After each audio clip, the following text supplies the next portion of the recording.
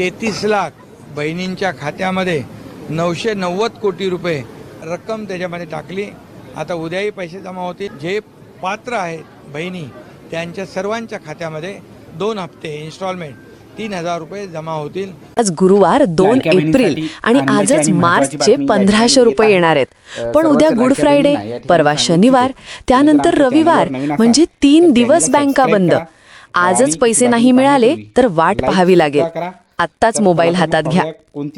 लाडक्या बहिणींसाठी आनंदाची मोठी बातमी समोर आली आहे। सर्व लाडक्या बहिणी आज डबल खुश झाल्या आहेत। मागील 2 ते 3 दिवसात सर्व महिलांना फेब्रुवारी महिन्याचे 1500 रुपये जमा झाले। त्यानंतर मार्च महिन्याचे 1500 रुपये देखील कालपासूनच महिलांना मिळायला सुरुवात झाली आहे।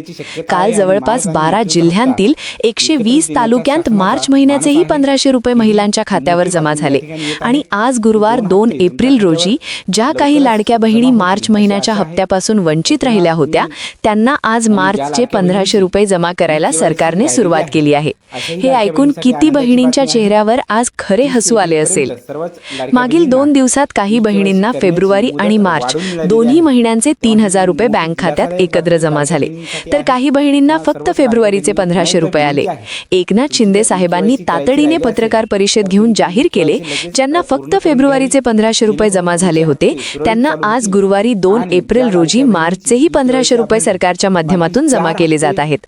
हे ऐकून मनावरचे ओझे हलते, कारण पैसे येणार का या एकाच विचाराने किती रात्री डोळे उघडे राहिल्या होत्या हे फक्त त्या बहिणींनाच माहीत आहे।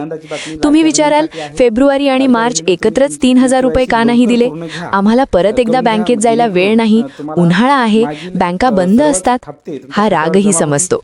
सरकारने स्पष्टपणे सांगितले होते, सोमवारी 30 मार्च रोजी फेब्रुवारीचे 1500 रुपये सोडण्यात येतील।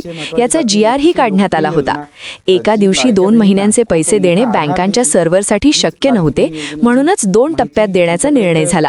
त्याप्रमाणे फेब्रुवारीचे 1500 रुपये आधी आले आणि आज गुरुवारी मार्चचेही 1500 रुपये सोडण्यात येत आहेत। 93 लाखांहून अधिक बहिणींना फेब्रुवारीचे पैसे मिळाले आणि त्याच बँकेत, त्याच जिल्ह्यात, त्याच तालुक्यात